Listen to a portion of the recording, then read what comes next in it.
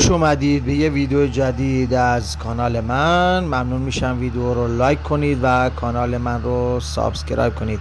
اگر علاقه‌مند به دستگاه‌های صنعتی و عجیب و غریب هستین که در صنعت استفاده میشن، مثل موتورهای دیزل، ولوو، کاترپیلار و کلیه دستگاه‌های صنعتی، دوست دارین آشنا بشین، چیزایی رو که توی عمرتون حتی ندیدین، کانال من رو ساب بکنین. این دستگاه رو که مشاهده میکنین واتر بلاست هستش و ما این دستگاه رو باز کردیم، داریم روش کار میکنیم که دوباره بتونیم به چرخ صنعت برش گردونیم.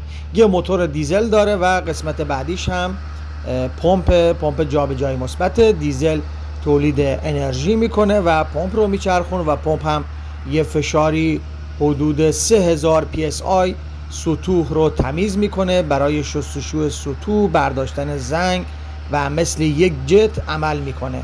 ببینید ما این موتور رو کامل اوورهالش کردیم، بازش کردیم، روغنش رو تخلیه کردیم. این قسمت هم پمپ جابجایی مثبتشه.